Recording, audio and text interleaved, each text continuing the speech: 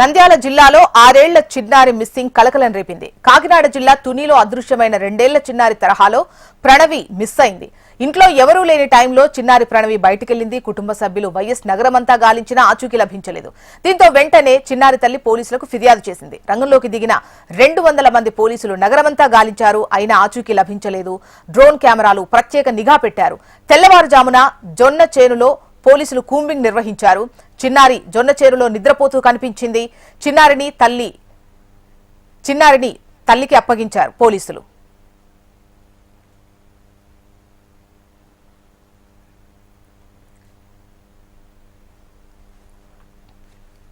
ఇక మరిన్ని డీటెయిల్స్ మనకు శివరాజ్ అందిస్తారు. శివరాజ్ చెప్పండి, ప్రణవి ఆచూకీ లభించినట్టుగా తెలుస్తోంది, అసలు ఏం జరిగింది? ముఖ్యంగా నంద్యాల జిల్లాలోని ఏదైతే వైఎస్ఆర్ నగర్ లో చిన్నారి మిస్సింగ్ కలకలం రేపిందని చెప్పుకోవచ్చు. దాదాపు 6 సంవత్సరాల ప్రణవి అనే చిన్నారి ఇంట్లో ఎవరు లేని సమయంలో ఏదైతే బయటకు వచ్చిన క్రమంలో అక్కడి నుంచి ఎక్కడికి వెళ్ళిందనే దానిపైన ఇటు తల్లి ఆరా అయితే తీయడం జరిగింది. ముఖ్యంగా మా బంధువుల ఇంటికి వెళ్ళిందని చెప్పి ఏదైతే ఉదయం నుంచి బంధువుల ఇంటికి కావచ్చు మిగతా వారికి ఫోన్ చేసి కనుక్కున్న క్రమంలో అమ్మాయి ఎక్కడ కూడా కనిపించకపోవడంతో రాత్రి 9 గంటల సమయంలో పోలీసులకు అయితే సమాచారం ఇవ్వడం జరిగింది. ఏదైతే ఒక్కసారిగా పోలీసులు సమాచారం అందుకోవడంతో ఒక్కసారిగా ప్రత్యేక బృందాలను ఏర్పాటు చేసి నంద్యాల పట్టణం మొత్తం ఏదైతే వీధిలో ఉన్న సీసీ కెమెరాలు కావచ్చు అక్కడ స్థానికులను ఆరా తీయడం జరిగింది. ముఖ్యంగా పాపకు ఫోటో తీసుకొని మొత్తం ప్రతి ఏరియాను జల్లెడ పట్టారని చెప్పుకోవచ్చు పోలీసులు.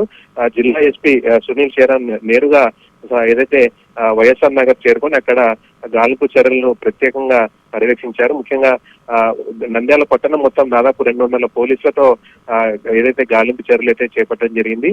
అయితే పాప ఏదైతే దగ్గరలో ఉన్న ఒక జొన్న చేనులో రాత్రి పనుకోవడం అలాగే తెల్లవారుజామున అయినా కూడా పోలీసులు పూర్తి స్థాయిలో ఈ తనిఖీలు నిర్వహిస్తున్న సమయంలో ఏదైతే ఈ డ్రోన్ కెమెరాలు కావచ్చు మిగతా ప్రత్యేక నిఘా ఏర్పాటు చేసి పాపనైతే గుర్తించడం జరిగింది.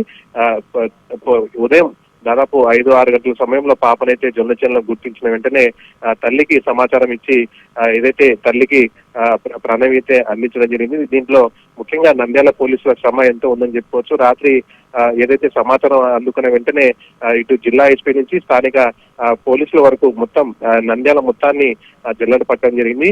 ఏదైతే కాకినాడలో జరిగిన ఉదంతాన్ని దృష్టిలో ఉంచుకొని పోలీసులు ఎక్కడ ఎలా అలసత్వం వహించకుండా మొత్తం అన్ని ఏరియాలను జల్లెడ పట్టారని చెప్పుకోవచ్చు. పోలీసుల వ్యవహరించిన తీరును ఇప్పుడు నంద్యాల ప్రజలను హర్షం వ్యక్తం చేస్తున్నారు.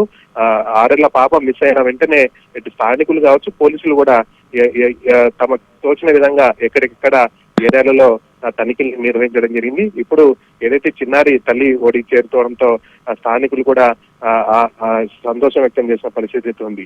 జోష్న. రైట్ శివరాజ్.